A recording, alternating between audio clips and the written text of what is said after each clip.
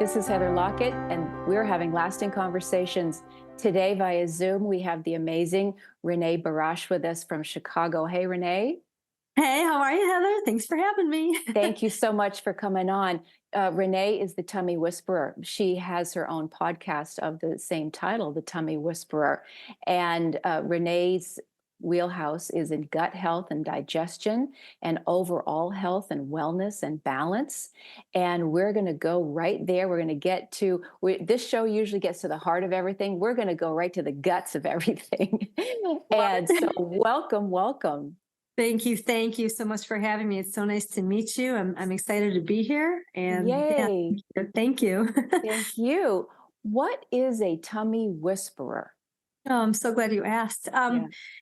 I mean, it's pretty self-explanatory, right? I definitely whisper the tummy, but gut health is so important, as you mentioned.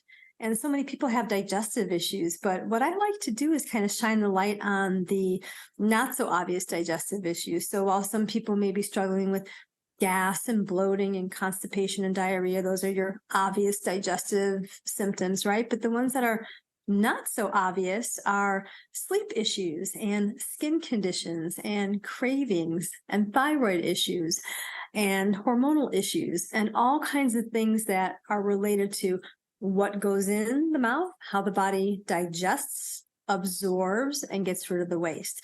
And there's a lot that happens between the mouth and the south that has to take place in order for people to have optimal health so that they're not having the plethora of symptoms that I just mentioned earlier. Well, that is literally a mouthful. And of course, let's not forget in the South, you might have a little flatulence. So our bodies are amazing structures. And then they tell us some things. And I will just go ahead and jump in that personally. And again, there are no accidents that I am in the midst of figuring out my own biomes because let's just say things have added up. I did get to turn 60 and some things have added up that we're trying to just figure out. And so this is very interesting work. And I think that one of the main things that is interesting, I don't want to say scary, but the stuff that can bop us on the head is what might add up. Because after so long, our body, what I've been told by my current practitioner is, your body's been on overload. It's been working so hard. And maybe I even need to have some genetic testing that there could be the root goes back so much that this happens and that happens to overcompensate for this and then that and one more trigger of a food additive or something, and it can become haywire. So I think one of my questions is, so many of us are going through this, and yes, children could have allergies, but as we have gotten older and our diets have changed, we'll briefly rabbit hole that finding wholesome foods that have not been crazy produced and overproduced and oversalted and overtasked. That's the word that comes to mind. It's overtaxing to our systems. And don't get me wrong, I have been known to adore all the donuts and any taco and all the stuff. I haven't really been a fast food girl, and yet our daily diet really can just, like I keep saying, it can just add up. And perhaps is it really too much? Well, especially now. That's one of my questions. I'll go ahead and start throwing that out because we kind of know, really minding our P's and Q's about portion or about this or this, but there's something else happening here that seems to be more complicated maybe in the Western diet than in other parts of the world. Well, for one, and a lot of this, we're one of the only countries that allows Roundup and genetic modification of our foods. And our human bodies don't really recognize that. And so what happens is body starts to put up some kind of defense or thinks that what's incoming is a problem. And then you start to have these immune triggers affecting your body and thyroid, and you've got this perfect storm of these foods that aren't as clean as they were when you and I were younger. So I'm right behind you in age, but I do want to touch on it. You talked about the genetic testing. That's such a big thing now, and I think it's great. And I will say it's good to know how your body downregulates this, that, and the other. However, I think that if we kind of just even dial it back to not being so specific in terms of what the genes are, and having more of a generalization of cleaning up the diet and cleaning up the lifestyle, that's where the magic is. Because you can, your genes turn on by diet, environment, emotions, right? And then if all of those are perfectly in alignment, you've got the storm going on. But if you can start to kind of work on all those on your end, right, then you can start to turn off some of the reasons why the body may respond to something, if that makes sense. Oh, it makes complete sense because it's all about communication and the wiring. And I know we focus on brain and heart health, but the gut has its own brain. And obviously, and I'm not a doctor, but the whole biome, the neurosynapses of how the communication goes, I think is actually where you were headed.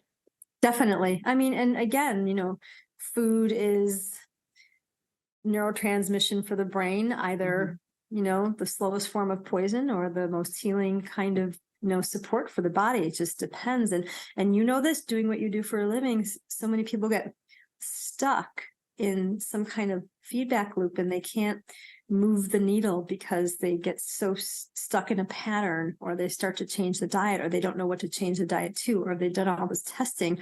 And I see client after client who come to me with thousands of dollars of fancy testing, and they're still no better. And why is that? Right? I would love to hear all about that, because one of the words, somehow the word conflicted is coming up, but because there can be conflicting information. This is healthy, this is not healthy. Have garlic, well, no, that might kill you too. Or this or that, what are the triggers? So it goes exactly what you're saying in terms of, from your work with your clients, what is your perspective when someone has come to you to say, ow, I hurt, or something is happening, and here's my lab work, which is pages long. Pages long. Well, one thing that comes to mind, and happens to me all the time, is that, again, all these fancy tests are done and there's nothing wrong with them. But if there's no test run for your digestive system, which I've been using the same test in my practice for coming up on 19 years, it is a full systems body check to see how your body is not only digesting what's going in, but what's happening on an absorptive level, what's happening on a detoxification level, an overgrowth level. Are there infections? Is there sugar spilling into the urine? Is there protein spilling into the urine? Is the gut leaking? It shows me all that. So if that test hasn't been run and these people are coming to me saying, I've got, bowel issues, I'm having pain, I've changed my diet, I'm gluten-free, I'm dairy-free, I get that a lot, and they're still suffering. Why is that? One, they're probably eating foods that are too high in the wrong chemistry. So what I like to do is break down oxalates and salicylates and histamines and see if we need to kind of lower some of those in somebody's life. Because once we work on those chemistries of the foods, that can make a world of difference, even while we're waiting for the test results to come back. So that's part one. A lot of these functional medicine practitioners don't really look at the diet per se like that. They might say, let's take out gluten, dairy, eggs, or run a food sensitivity test, which I don't love those tests because they pick up what you're eating. So if you're eating blueberries every day with your oatmeal, they're going to pick that up. Yeah. Yep. Oh, I had one of those years ago, and I thought, well, this is great. And yet every single thing became this sensitive marker. And again, what was healthy? I was having the blueberry, or I was having the cranberry, I was having this. Right. And I was very dejected because it gets very confusing. It can be, it can be, like you said, and it's beautifully put. All of a sudden you don't know what to eat. And then you've got fear around food. Well, there it is. And then the fear begets the stress, begets the clamp down of your belly. So keep on whispering. Reneè, keep on whispering. Yeah. I mean, it is so important to really just for people to not get so locked into their test results and locked into like, I can't have eggs ever again. Do what we can in the beginning till these symptoms start to turn back, and then try to introduce some more stuff so that you have more variety to eat. And that is something else that I love doing. I help people give more of a variety so that they're not limited to the 10 things that they can only eat and they're stuck in that cog.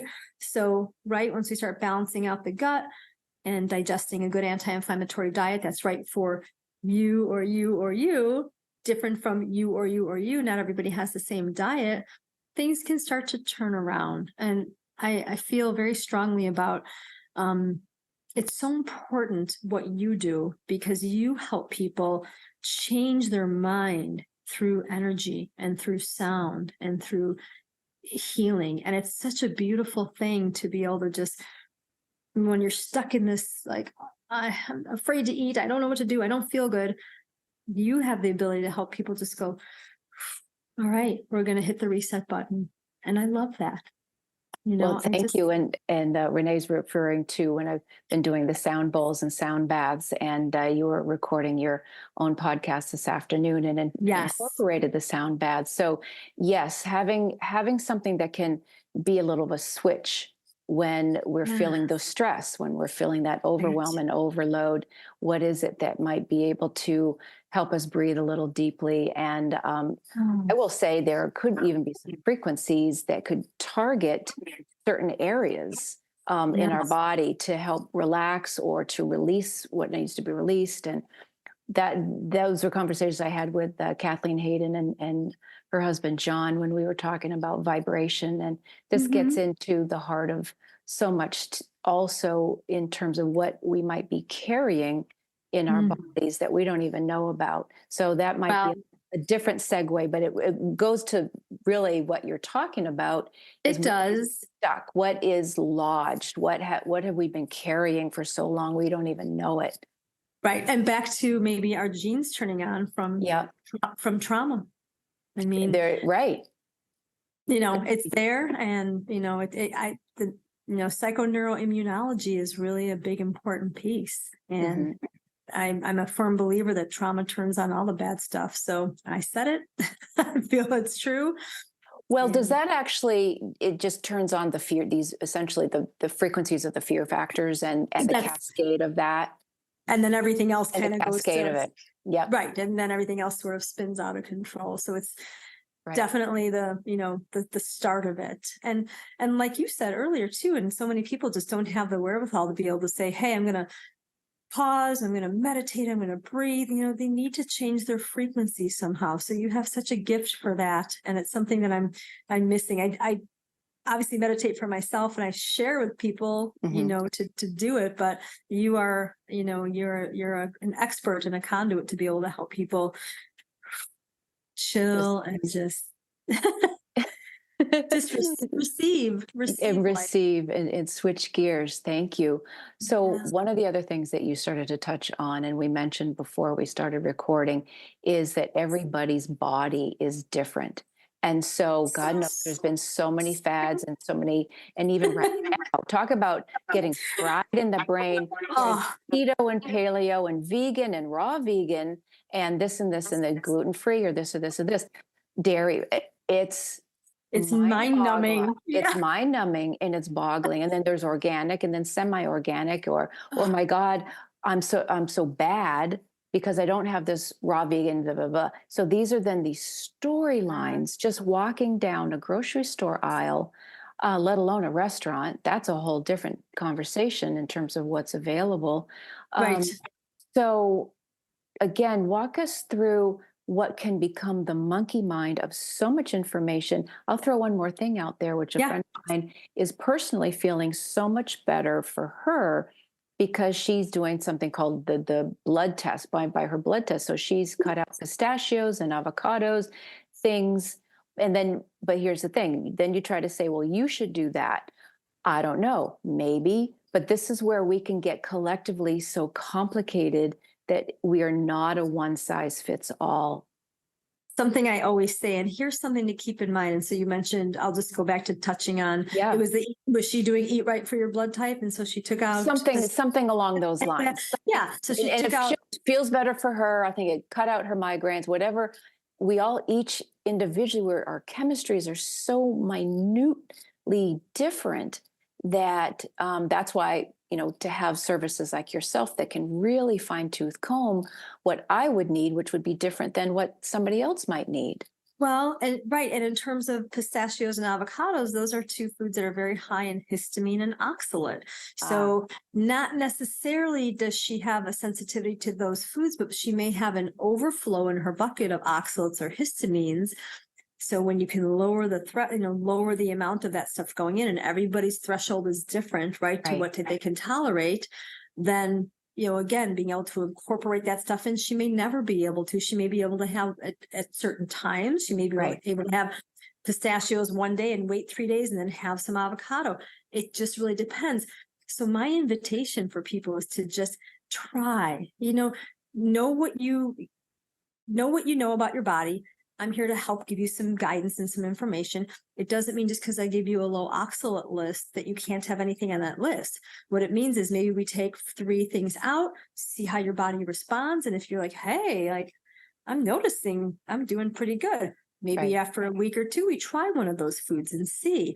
So I do like the lists of these foods that people can kind of use as a blueprint, but it is just a blueprint. So again, the invitation and the excitement for me is to really help people know what they kind of need to avoid. And I'm not going to lie, sometimes for people can be difficult, especially when we're talking with foods that are high in histamine. There's a lot out there. If you're already gluten-free, then you got to look at tomatoes and peppers. And it's like, well, what do you put on your gluten-free pasta for sauce? We work on pesto recipes and olive oil and, a lot of different things that we can do and experiment with. So Mhm. like you said, no one size fits all, and starting with whatever the starting point is, and then and going from there, whether we're working on a big restriction in the beginning or a minor restriction and seeing if we need to restrict some more. And then once the body's coming up and things are moving along, add something in and see what the body tells you, see what your body says. It's about kind of getting quiet and paying attention. Mhm. If you can. I know you can, but I mean you rhetorically. Well, what you don't know is that it's so much of a mind game. It really is. Aside from triggers, and you mentioned cravings, right now I can say, well, let's just say it's interesting this time of year. This time of year is one of the many seasons, I should say, where there's cookies, and then that's a tradition. And we love to bake, and I love to bake. And I may or may not have some chocolate brickle. Right today, my stomach wouldn't like that at all. Yeah. But that sometimes for me, my body went, yeah, you don't really need to be drinking anymore. I wasn't much of a drinker. So to me, I didn't care. I would go like, oh, you mean I'm not having a, Glass of wine, a rum, yeah, a glass of wine right today? Like, nah. Oh, okay. Because my body must have just decided it was time. I didn't need it. I have a sip every once in a while for a celebration or my son's wedding toast? Absolutely. And right. was in that moment, that was the moment. But in Right. general, the harder nut, and I've gone on and off coffee, that's a hard one because that's social. There's something very grounding to it. Um, there's, again, with the caffeine. So there's so much just within coffee or within so many foods, let alone the sugars or the dairies or the wheats and all the things that Right. is ubiquitous. It's in Oh, everything that we everything. have Everything. and Everything. everything. And it's hard. It can be really hard, because of the social aspect. Because if you're not partaking, now what are you Right. going to do? Right. That's a whole behavioral conversation. Let alone Exactly. right. Um, yeah, that we can rabbit hole, but there's a web. The strings together with this entire genre of Well, to have what is healthful. I will throw in some Ayurvedic where they add the whole season. Is our season changing? yes. Yes. Yeah. That's huge in terms of your organs and all that. And it's funny that you mentioned alcohol and coffee. I had have my list here. I did for my podcast today was the 12 days, like the 12 days of Christmas, but it was the 12 ways to improve digestion. And number 7 was limit alcohol, and number 8 was limit caffeine. So that was Right. out there. And again, there is a social aspect to alcohol. I like to feel a little relaxed from a glass of wine. My body can't really handle much more than a couple of sips Mhm. from time to time. So I know what my threshold is. Right. And you just kind of have to lean into it and expand being able to have a little bit more by maybe being a little bit more behaved, during the week. But it just really, it depends. And the coffee thing, that's another thing. I feel like the caffeine is the problem, not the coffee. Coffee itself can be, Interesting. yes, caffeine, this disrupts the neurochemistry. It disrupts your hormonal system, your neuroendocrine system. Caffeine just does that. But for some people, coffee, like my husband, coffee is very protective. It can be very helpful. I don't like that some of my clients, like, I can't, function without a cup of coffee in the morning. That tells me you need to do some more work on the back end so that you can get your butt out of bed in the morning. Because if you wake up and you're like, oh, I just need another 45 minutes and you need coffee to get going, you're not eating something that is friendly for your body. You're probably not digesting it. It's affecting your adrenals and it's causing a big stress to the system. And that's why you're so exhausted in the morning. So that's one thing to consider. When you really need that caffeine, it's time to start working on the diet and the digestion. Sure. Well, and I think that can hit with all of it. And whether it's a sugar craving or chocolate, whatever it is, that you must have all of it. Yeah. Yes. Well, and it's funny that you bring up chocolate. I mean, because I don't drink coffee because I can't, but don't talk to me about chocolate because I'm like, if I don't buy it, it's not here. But when I buy it, I'm like trying to pretend that like 2 little squares are enough. And then I'm like, nope, more. So believe me, I don't sit in this chair like almighty. I definitely have to work on my stuff as well too, as I kind of sail through menopause. But Well, so we can hit on adrenals, we hit on hormones, the things. There's so many things that, again, kind of the hidden, I don't want to call them time bombs, but just the hidden stuff that we might not know. And as our bodies do change, and I know from my group of girlfriends, we'd get together once a month, and what we could do or accomplish perhaps in our 20s and 30s, having to do with, having drinks or eating a certain way, or the drinks on the Friday night. Yeah. I started to hear, oh yeah, no, I don't have wine anymore. It gives me a headache. Or no, now there's a lot of water bottles instead of beer bottles. It's just our bodies start 99 telling. bottles of water. I know. Our bodies do start telling us something. Like that was okay then, and now let's try something completely different. Well, and you know why that is too. Our organs of detoxification get They get tired. overloaded. Well, they get Yeah. they get overloaded. Like, how often do you change the garbage bag? At least every couple of days. And what would happen if you don't? It's the same thing with your organs, right? Your liver, your kidneys, your spleen, lungs, skin, everything needs a little bit of detoxification. Even if I didn't talk about this today, but I might next time, a little bit of even dry brushing, just some lymph, just to kind of in the morning, I like to just do a little, you can buy on Amazon. It's like a little bristle brush. You could just kind of do some circles toward the heart. I get my thighs, I get my calves, and I just go up toward the heart, even just to move that lymph. Right. Helps the body detoxify. And it's so easy to do it. It takes a minute. There's lymphatic breathing exercise that you can do seated that my mentor taught me. And it's wonderful. It's a very simple inhale, arms up, exhale, arms down. And for people that have shoulder issues, they can just inhale and exhale. Your chin up, inhale, chin up. Yeah, well, that's a whole nother thing too, is that we're so bent over these days. And I'll catch myself to literally stretch posture and put chin up and put my phone in the air versus looking down. And maybe that affects our breathing. And so you're calling it lymphatic breathing, which is a little bit different than the diaphragm breathing. Yeah, there's so many breathing techniques. This one is a lymphatic, made to move the lymph, and then the diaphragmatic breathing could be any kind of breathing is diaphragmatic breathing, because if you're expanding, your diaphragm's moving. So, even just breathing breathing alone could be something free people could do for better digestion. Right. And you had mentioned about the dry brushing, but how about just tapping and sure, giving ourselves a hug or squeezing, just all of these synaptic movements. Yeah. Yes, I love that. Any kind of movement. You can just kind of like, I like to kind of flop my arms. Sometimes I like to just raise one hand and then raise the other hand. But even Yeah. after a meal, if you could just, kind of just raise your arms up and open up your rib cage, that makes some room for the food going down, opens up the diaphragm, makes room for the tummy to do what it needs to do. Movement is huge. So many people are so stuck.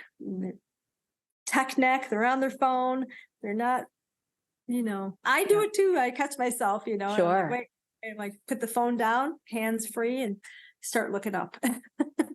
So, what would you say to people who are feeling confused, whether they're well, yes, going into a store, um, going into whether it's a natural food store and the rows of vitamins and rows of Oh, supplements and rows of foods and rows and rows and rows and all oh, those messages, overwhelming. what we think we could or should, the should and should and should or should not and should not. Just is there a few pointers, especially again this time of year? No, forget this time of year, because this time of year it's all about the big boys, the sugar, Yes, the sugar, yes. the Sugar, gingerbread, the alcohol. sugar, Yeah, right? The exactly. alcohol, the sugar, which is sugar, Yep. alcohol. Right. So even about all of that, and all the trays of the cheese and crackers and all those charcuterie boards, Oh, all yummy. the charcuterie boards. But even on the day to day, the confusion where we can short circuit ourselves, are there some Mhm. tips to help go up and down those aisles and put something in our baskets? Yeah, I love this question. It's I would say less is more. Less is more. People, I got to get the vitamin C, the vitamin D. I need elderberry. I need the cough drops. I need my gluten-free bread. I need the waffles. I need just try a few things and don't overdo, because you Mhm. can for some people who don't have the knowledge, they'll get home and kind of like wonder what to do with everything. And I like to just try one thing at a time. In fact, even when I get my test results back from my clients, I'm maybe using 1 to 2 things initially and then maybe adding something to see how the body responds to it. So I would say the invitation is to try some things, see how it feels in your body. If you feel like, hey, I think that supplement does something, I'm not quite sure, but I'm noticing something, then it's good. If Right. you notice that you take something or you eat something like, I'm not sure. Like I used to do a lot of bone broth, which is very high in histamine and not right for my body. Mm. It's caused a lot of inflammation for me. For other people, it could be okay. But I would eat the bone broth and it was so good. And I would sit there and go, I'm not feeling bad, but somehow energetically, it just didn't feel right for me. Come to find out years later, I've got a histamine intolerance and, light mast cell activation. So high histamine foods are out. So, how do So you test for these sorts of things? And I didn't want to cut you off. Go ahead and finish your that's thought, okay. and then Yeah. yeah, So again, just getting quiet and just paying attention to your body. If that's not too, simple, some people can and some people can't, but you can develop your intuition for yourself hmm. Do you and do learn how. muscle testing? I've heard of that, and people can do. I personally haven't exactly been the best at self muscle testing. There was a brilliant woman who could do it, but I had to do it with my eyes closed, so because I didn't want to see what she was testing me on. There's Yeah. a nerve, Right. Because you know, you can, yeah.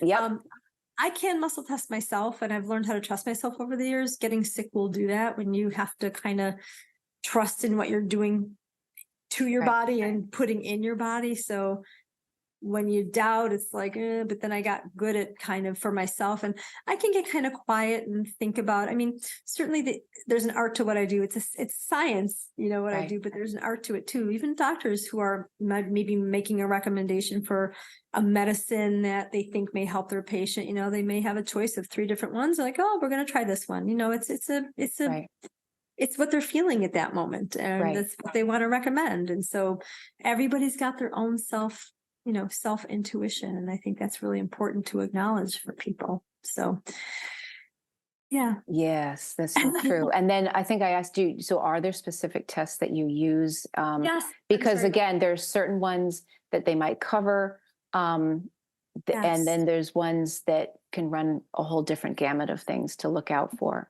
Yeah. So the one that I Or use send filter. your hair in. I mean, there's so many just within the testing things. That could be a whole nother show, which you probably do. But Yes, just yes. how to even find the right test for you without Well, spending the thousands of dollars that it could take. yes, yes. Well, so there is a hair mineral tissue analysis test that I love, but the one that test that I've been using for my whole career is what's called the 24-hour integrated urinalysis panel, and it shows me a wide range of things. So first and foremost, it'll show me how the body digests fats, proteins, and carbs. That's the first part we have to see. How does your body digest and metabolize those things? Next, it'll show me how your body absorbs minerals, calcium, magnesium, vitamin C. It's going to show those levels of absorption due to how your body's breaking down your food. So that's the first part. The Mhm. second part, it will show me if there's any overgrowths. So what are the overgrowths going to do? They're going to cause detoxification pathway blockages. And if you're blocked in a detoxification pathway, you're going to have poor digestion. So it will show me blockages. It'll show me pathology screenings. It'll show me if somebody's making kidney stones. It shows if somebody's spilling sugar into the urine from not breaking down their carbs. It'll show me yeast and candida. It'll show if they're spilling proteins into the urine. Shows me how hard the kidneys are trying to clean and filter the blood from undigested food particles, hence your leaky gut. So it's, like I said, it's a wonderful test. It's not thousands of dollars too, which is fantastic. It's Wow. $350. So, mostly affordable for most people. But it does turn up so many action items. And when people are coming to me with their digestive stuff and their health stuff, you have to always look at what's going in, how the body's using it. Is the body using it? Can the body absorb what it's supposed to absorb and get rid of the waste on a cellular level? And this test shows me all that.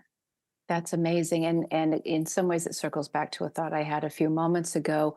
And especially we'll just stick with caffeine or sugar, Mm. any of the things that we are now titrating off of or going to cold turkey, whatever you're going to do. Do you have other advice?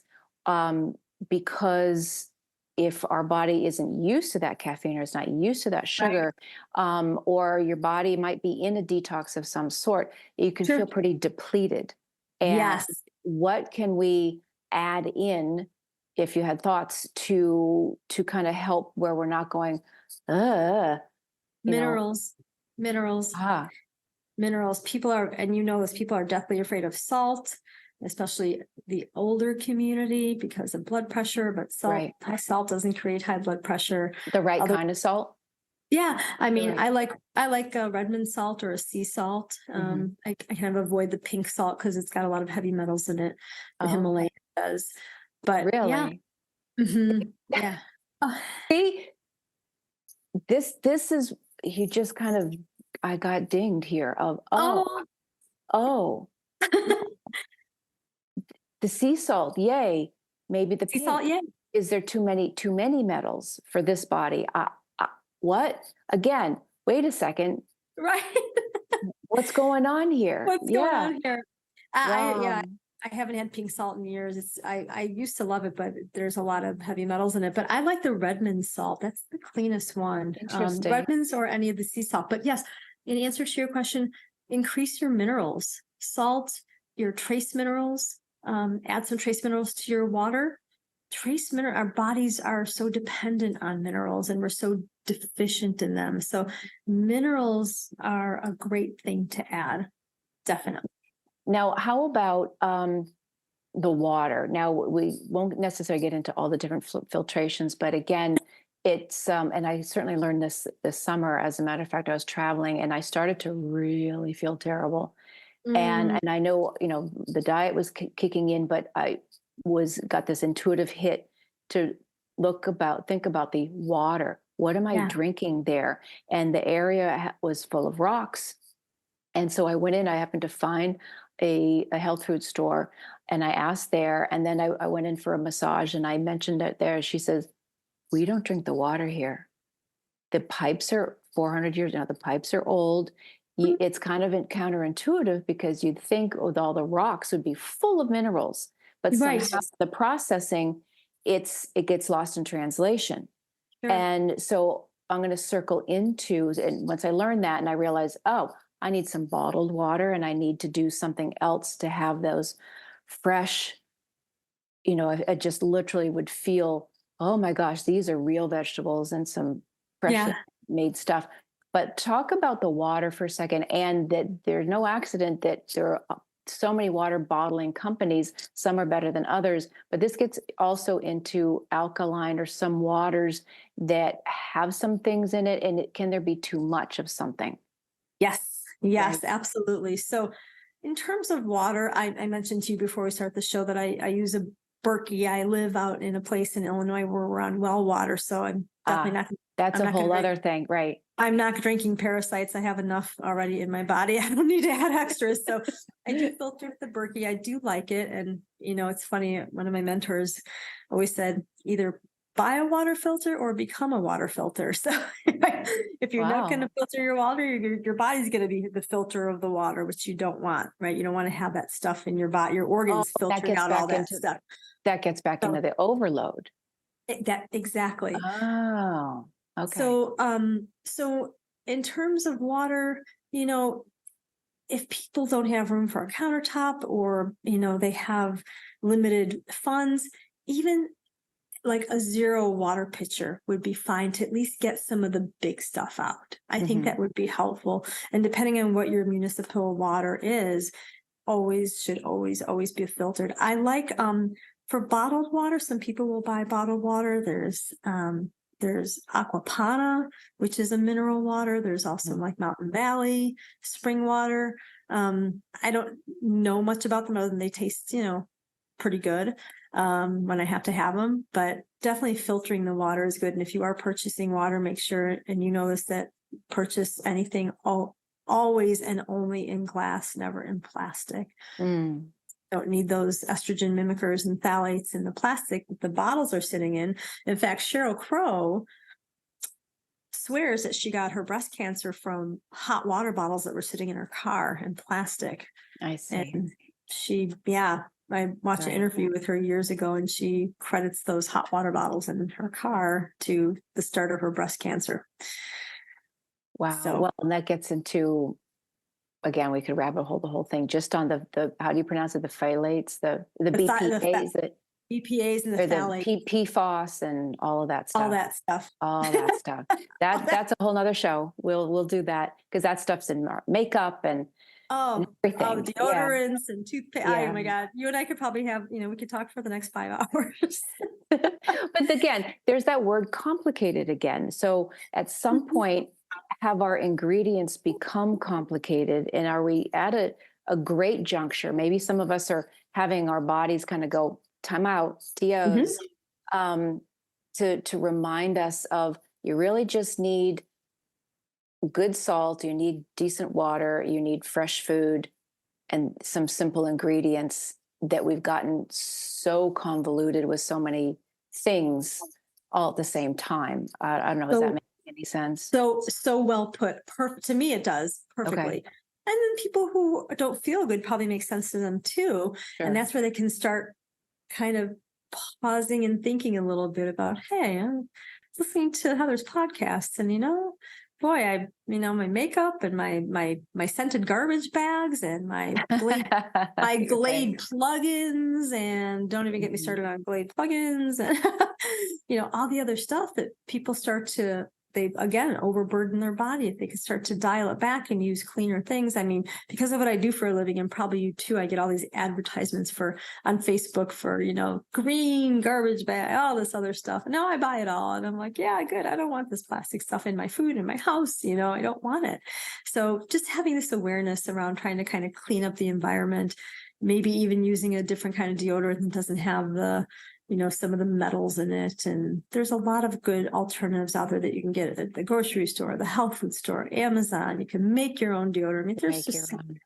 yeah, right. Essential Yeah. oils and baking soda and some coconut. I don't know, something, If you're not allergic to coconut, whatever. But yes. Well, exactly. And then, Right. your body will let you know. But, Right. but Right. Right. there is a lot to know, and I certainly don't know everything. I know just enough to be dangerous, but I also like to help people, see if there's another way to clean up their environment a little bit so they can be healthier, like, just like you. Well, I appreciate what you just said. If we're here to help somebody find a resource that maybe they hadn't considered, or but find another way, that's kind of the heart of what many of my show topics are about. And I appreciate that you're talking about it as well in your wheelhouse. And I bet you have a lot of happy customers. How long have you been doing this? I have been a tummy whisperer I'm coming up on my 19th year. So Wow. I've been in practice it'll be January, year number 19. I've been in healthcare for over 30 years.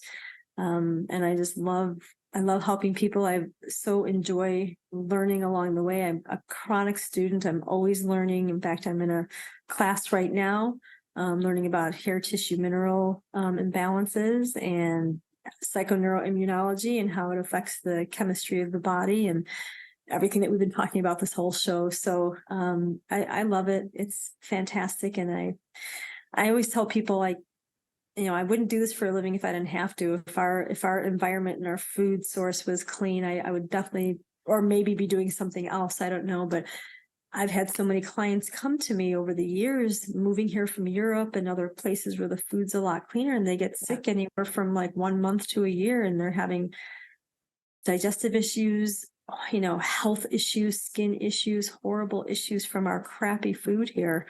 So I'm glad to be able to do what I do, but at the same time, still a voice for cleaning up this environment because it needs it so desperately. Well, that's a beautiful thing, and I will tap into our friend Lisa Bolton, who was one of the guests on my show, and she literally travels the world. She just came off of a 2 or 3 months in Japan and in Asia. She goes for long stints, and Mm. her show was a beautiful podcast. And one of the things she mentioned was that when she comes home back to California, she starts feeling ill because she has to re-regulate herself and be very mindful of what she eats, because in all these different pockets of the world, it's so much simpler, it's fresh, Mhm. it's just from that village, the portions are little, there aren't the chemicals. And so it kind of touches on what you were just saying. And unfortunately here, and probably other parts of the world, maybe certain parts of Europe, that it has become the giant portions and not village farm fresh and simple, where It's such a the meal yeah, isn't meant to be a giant buffet necessarily. And I right. can say that as a buffet hound in recovery. Well, um, it's a thing, that there are a lot of it, chemicals in our foods. I had one of my clients that moved here from Poland. She said, I used to go out into my dirt patch in my back porch and pick my breakfast. It was blueberries and strawberries. And she made her own like muesli, and, she made her own almond milk, Right. and she was fine there. And she never had any health issues until she moved here. We're one of the only countries, I don't know I think there's maybe 3 or 4 countries, that's it, that still allow Roundup. Right. Every other country's banned it, not Yeah. us. And we were wondering around wondering why we have to, walk for the cure. Well, We don't. I guess, and that's kind of the question. We're touched about the water, what's left in the water that has any of the minerals and nutrients, what's left in our foods that hasn't been stripped away or modified, Yes. but really just sapped away because the earth itself isn't that nourishing, perhaps. No, It's a good no. question. It's a good question. And I think there are people with boots on the ground looking at this to say something's got to give here. Hopefully the right people, and Uh-huh. hopefully in our lifetime that we can somehow either get it in a bottle or rebound it back, because, take advantage of Mother Earth. And, that's Mhm. another whole show. That's a whole nother one. I'll zip it out now. So, Reneè, thank you so much. So, again, your podcast itself is called The Tummy The Tummy Whisperer, Whisperer, correct. and you are there weekly, and you have information Every other week. every other Actually. week. For Okay, every other week. Yep. every other week. That's Mhm. great. And do you have a website or other ways people can find you? Yes, thetimmywhisperer.com. So it's easy to find me, or Digestive Health Solutions, but most people will remember thetimmywhisperer.com. And yeah, I love answering questions. So please feel free to reach out with an email or a phone call, and happy to help people sort of connect the dots in a way that can help give them a little push forward with their health. This is a beautiful thing. Thank you so much, Thank you for Reneè. having me. Thank you. It's been an absolute pleasure, Heather. And Wonderful. yeah, I have to have you on my podcast. So Well, get thank you. I scheduled would in. love to do that. We could just keep on talking, and I really appreciate it. And the timing is impeccable. So Yes. thanks again. And thanks again for Yes. listening, everybody. Please be sure to like, review, and share this podcast. And if you want to be part of the conversation, send emails to podcasts@lastingconversations.com and follow us on Facebook, Instagram, and now YouTube. This is Lasting Conversations. We get to the heart of everything.